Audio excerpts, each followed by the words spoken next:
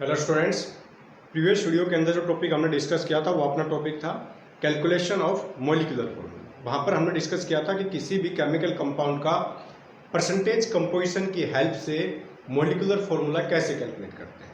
तो वहाँ पर हमने डिस्कस किया था डिफरेंट स्टेप्स को कि जब अपने पास परसेंटेज कंपोजिशन गिवन होती है किसी भी केमिकल कंपाउंड की डिफरेंट एलिमेंट्स की, तो वहाँ पर सबसे पहले हम एम्पेरिकल फॉर्मूला कैलकुलेट करते हैं। फिर हम वहाँ पर एक एन फैक्टर होता है, उस n की वैल्यू को कैलकुलेट करते हैं और फिर हम उस जो वहाँ पर n की वैल्यू आई है उस n की वैल्यू को एम्पेरिकल फॉर्मूले से मल्टीप्लाई करते हैं। तो जो अपने पास फॉर्मूला आता है वही फॉर्मूला क्या होता है, मॉलिक्यूलर फॉर्मूला होता है गिवन कंपाउंड का। क्लियर है?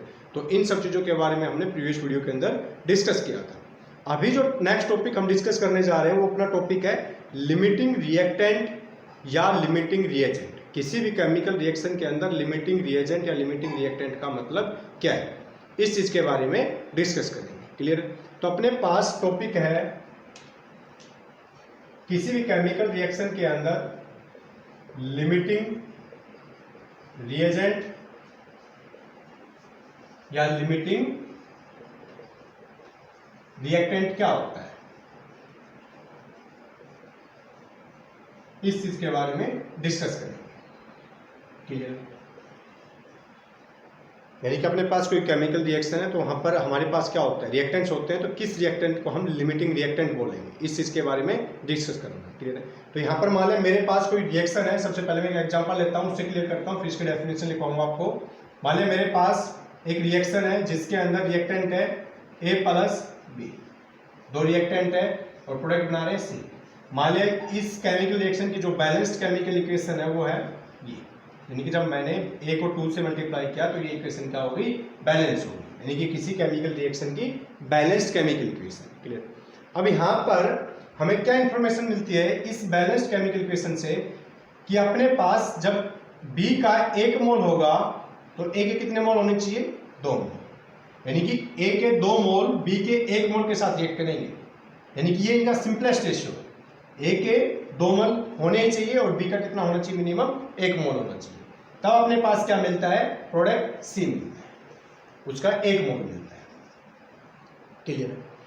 अब यहां पर ये दोनों कंप्लीटली रिएक्ट कर रहे हैं, यानी कि इस A के भी 2 मोल रिएक्ट कर रहे हैं कंप्लीटली और B का भी 1 मोल रिएक्ट कर रहा है कंप्लीटली। तब जाके अपने पास 1 मोल C का मिल रहा है। क्लियर? अब मान लें मेरे पास इसी रिएक्शन के लिए A के 3 मोल है और B का 1 मोल है। क्लियर? अब यहां पर कौन सा रिएक्टेंट एक्सेस अमाउंट में प्रेजेंट है, एक्सेस अमाउंट का मतलब क्या है, जो कंप्लीटली रिएक्ट नहीं करता, यानी कि वो रिएक्टेंट जो रिएक्शन के अंदर कंप्लीटली रिएक्ट नहीं करता, उस रिएक्टेंट को हम बोलते हैं एक्सेस रिएक्टेंट। और वो रिएक्टेंट जो कंप्लीटली रिएक्ट कर जाता है उसको बोलते हैं हम लिमिटिंग रिएक्टेंट या लिमिटिंग रिएजेंट। अब देखना यहाँ पर, अब यहाँ पर B का 1 मोल है और A के कितने मोल है, 3 मोल है। बट हमें पता है B का 1 मोल A के 2 मोल के साथ रिएक्ट कर सकता है, यानी कि यहाँ पर A के 3 मोल में से A के कितने मोल कंज्यूम होंगे, 2 मोल कंज्यूम होंगे। तो कितने मोल बच गए, यहाँ पर 1 मोल बच गया एक्स्ट्रा। क्लियर है? और अपने पास क्या बनेगा, यानी कि यहाँ पर जो एक्सेस में प्रेजेंट है वो रिएक्टेंट कौन सा है, A। तो इसको बोल देंगे हम एक्सेस रिएक्टेंट। क्या बोल देंगे, एक्सेस रिएक्टेंट। और वो रिएक्टेंट जो कंप्लीटली रिएक्ट कर गया उसको बोल देंगे लिमिटिंग रिएक्टेंट या लिमिटिंग रिएजेंट। तो हमें पता है एक B का 1 ही मोल था, वो कंप्लीटली क्या करके रिएक्ट कर गया A के 2 मोल के साथ। तो यहां पर जो B है वो क्या है, अपने पास लिमिटिंग रिएजेंट। तो ये चीज क्लियर हो गया, लिमिटिंग रिएजेंट या लिमिटिंग रिएक्टेंट का मतलब क्या होता है किसी भी केमिकल रिएक्शन के अंदर। क्लियर? तो मैं इनकी डेफिनेशन लिखवा देता हूं आपको।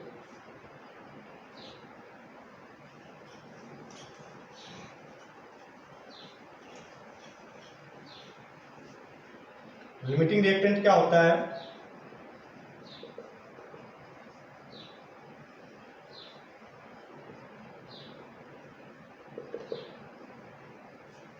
Reactant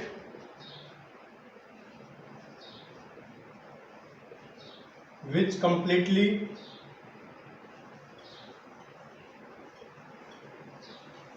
completely react in a chemical reaction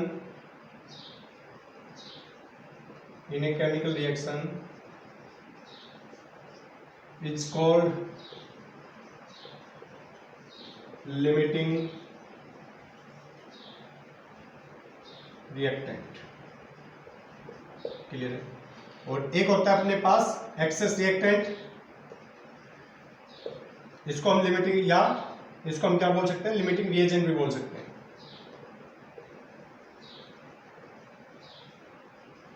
clear है? इसके बाद अपने पास एक्सेस रिएक्टेंट क्या होता है, उसको डिस्कस करते हैं। ए reactant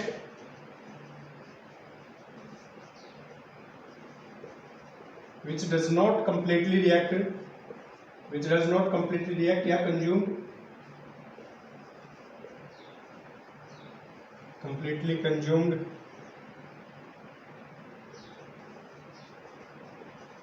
in a chemical reaction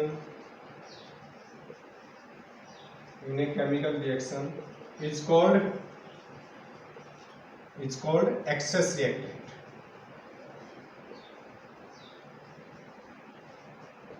वो रिएक्टेंट जो कंप्लीटली कंज्यूम नहीं होता किसी केमिकल रिएक्शन के अंदर, या कंप्लीटली रिएक्ट नहीं करता किसी केमिकल रिएक्शन के अंदर, वो क्या कहलाता है, एक्सेस रिएक्टेंट कहलाता है। क्लियर है? तो लिमिटिंग रिएजेंट या लिमिटिंग रिएक्टेंट का मतलब क्या होता है, ये चीज क्लियर होगी, और एक्सेस रिएक्टेंट का मतलब क्या होता है, ये चीज क्लियर होगी। क्लियर है? अब इसके बेस पे एक न्यूमेरिकल प्रॉब्लम करते हैं। एक एनसीईआरटी शोर्ट एग्जांपल है, उसको मैं पहले नोट कर देता हूँ, फिर उसको सोल्व करते हैं। क्वेश्चन अपने पास 50 kg of N2 and 10 kg of H2 are mixed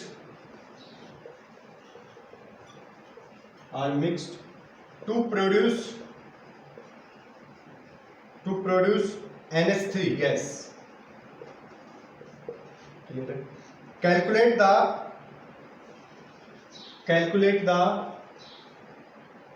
NH3 formed। NH3 कितना बना है, NH3 की अमाउंट कैलकुलेट करनी है। Identify the limiting reagent,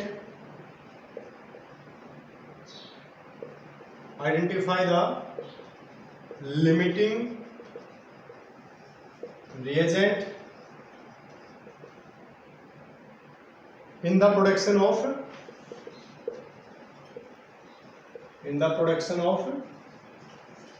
NH3 gas. इसका मतलब क्या है, अपने पास क्वेश्चन के अंदर क्या गिवन है कि N2 का 50 kg और H2 का 10 kg रिएक्ट कर रहे हैं एक दूसरे के साथ, और अपने पास क्या बनता है, अमोनिया गैस। तो हमें कैलकुलेट करना है कि यहाँ पर कितना अमोनिया बनेगा, कितना अमाउंट होगा वहां पर जो अमोनिया गैस बन रही है, उसकी अमाउंट कैलकुलेट करनी है। दूसरा कैलकुलेट करना है कि इस रिएक्शन के अंदर लिमिटिंग रिएजेंट क्या है। जब अपने पास NH3 गैस बनती है, कब बनती है, जब N2 और H2 रिएक्ट करते हैं, तो यहाँ पर कितना अमोनिया बनेगा, और इस रिएक्शन के अंदर कौन सा रिएक्टेंट लिमिटिंग रिएजेंट है, वो कैलकुलेट। स्टार्ट करते हैं क्वेश्चन। अब यहाँ पर अपने पास जो रिएक्शन है वो क्या है, N2 रिएक्ट करता है H2 के साथ, और हमें क्या देता है, अमोनिया। क्लियर? अब इस इक्वेशन को बैलेंस करेंगे तो यहाँ पर इसको किससे मल्टीप्लाई करेंगे, 3 से, और इसको किससे मल्टीप्लाई करेंगे, 2 से। तो यहाँ पर हाइड्रोजन के 6 हो गया, और यहाँ पर भी हाइड्रोजन कितना हो गया, 6। यहाँ पर नाइट्रोजन 2, यहाँ पर भी नाइट्रोजन 2। यानी कि ये अपने पास जो गिवन रिएक्शन दे रखी है उसकी बैलेंस्ड केमिकल इक्वेशन है। क्लियर? अब यहाँ से हमें क्या इंफॉर्मेशन मिलती है, वो देखना कि यहाँ पर 1 मोल N2 का रिएक्ट करता है कितने मोल H2 के साथ, 3 मोल ऑफ H2 के साथ, react with 3 mole of H2। यानी कि ये चीज अपने पास गिवन है। यहां से हमें पता चल गया इस बैलेंस केमिकल इक्वेशन से कि जब भी अपने पास 1 मोल N2 होगा तो उसको रिएक्ट करने के लिए कितने मोल H2 की रिक्वायरमेंट होगी, 3 मोल ऑफ H2। क्लियर है? अब अपने पास यहां पर गिवन वेट है किसका, N2 का। तो सबसे पहले इसको किसके अंदर चेंज करेंगे, मोल्स के अंदर, नंबर ऑफ मोल्स के अंदर चेंज करेंगे। तो number of moles of N2 क्या हो जाएगा अपने पास, हमें पता है फॉर्मूला क्या होता है नंबर ऑफ मोल्स कैलकुलेट करने के लिए, given weight upon molecular mass. तो यहाँ पर गिवन वेट कितना है 50 kg, इसको ग्राम में चेंज करेंगे 1000 से मल्टीप्लाई कर लेंगे, और अपने पास जो एटॉमिक मास होता है यानी कि मोलिकुलर मास होगा इस N2 का, वो कितना होता है 28। जब इसको सोल्व करेंगे, मैं डायरेक्ट लिख रहा हूँ, इसको जब सोल्व करेंगे तो अपने पास वैल्यू आएगी 785.7। क्लियर। तो यहाँ से number of moles of nitrogen आ गए।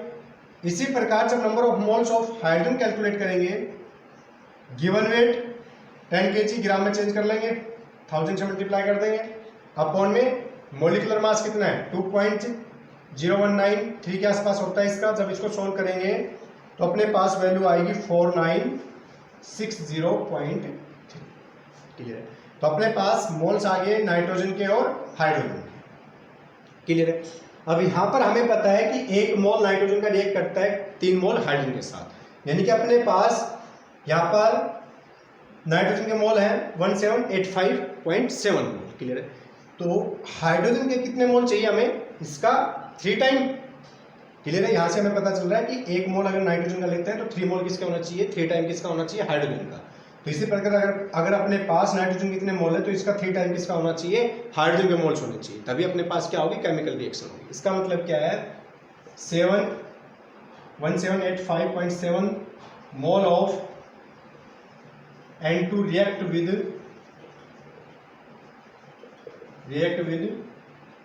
785.7 into 3 मोल ऑफ हाइड्रोजन, यानी कि इतने मोल नाइट्रोजन के कितने मोल हाइड्रोजन के साथ रिएक्ट करेंगे, इतने मोल्स के साथ रिएक्ट करेंगे। जब इसको सोल्व करोगे आप तो इसकी वैल्यू आएगी आपके पास 55355.9, यानी कि अपने पास इतने मोल नाइट्रोजन के साथ रिएक्ट करने के लिए कितने मोल हाइड्रोजन के होने चाहिए, इतने मोल हाइड्रोजन के होने चाहिए। है अपने पास कितना 4960, यानी कि ये अमाउंट क्या है, कम, और ये क्या है, ज्यादा। क्लियर। इसका मतलब क्या है कि अपने पास जो रिएक्टेंट है N2 और H2, इसके अंदर जो लिमिटिंग रिएक्टेंट है, लिमिटिंग रिएक्टेंट का मतलब क्या होता है, जो कंप्लीटली रिएक्ट कर जाता है, और एक्सेस में मतलब जो कंप्लीटली रिएक्ट नहीं करता। और इसका मतलब क्या है कि यहाँ पर एक्सेस में क्या प्रेजेंट है अपने पास, 5355.9 मोल किसके होने चाहिए, हाइड्रोजन के, बट अपने पास है क्या, कितने मोल हाइड्रोजन के, 4960। क्लियर है। इसका मतलब ये क्या है, कम अमाउंट में प्रेजेंट है। क्लियर है। इसका मतलब हाइड्रोजन क्या करेगा, कंप्लीटली रिएक्ट कर जाएगा वहां पर, और नाइट्रोजन क्या है, एक्सेस में। कैसे, क्योंकि अगर नाइट्रोजन के इतने मोल है तो हाइड्रोजन के अपने पास कितने मोल होने चाहिए, इतने मोल होने चाहिए, बट ये अमाउंट क्या है, ज्यादा, और जो अपने पास एक्चुअल में जो नंबर ऑफ मोल्स प्रेजेंट है वो क्या है, इससे कम प्रेजेंट है। इसका मतलब क्या है कि यहाँ पर जो हाइड्रोजन है वो कंप्लीटली रिएक्ट कर जाएगा और नाइट्रोजन एक्सेस में प्रेजेंट रहेगा रिएक्शन मिक्सर के अंदर, यानी कि वो कंप्लीटली रिएक्ट नहीं करेगा। क्यों नहीं करेगा, क्योंकि उसको रिएक्ट करने के लिए इतने मोल्स ऑफ हाइड्रोजन की रिक्वायरमेंट होती है जो हमारे पास प्रेजेंट नहीं है। हमारे पास 4960 मोल्स ऑफ हाइड्रोजन प्रेजेंट है। क्लियर है। तो यहाँ पर ये कंप्लीटली रिएक्ट कर जाएगा, बट यहाँ पर इसकी कुछ अमाउंट बच जाएगी नाइट्रोजन की। तो यहाँ पर इससे हमें पता चलता है कि इस रिएक्शन के अंदर जो लिमिटिंग रिएक्टेंट है वो क्या है, अपने पास हाइड्रोजन, और जो एक्सेस रिएक्टेंट है वो क्या है, नाइट्रोजन। तो हम क्या लिख सकते हैं, इन दिस रिएक्शन, ये पता चल गया आपको, तो हम क्या लिख सकते हैं, इन दिस रिएक्शन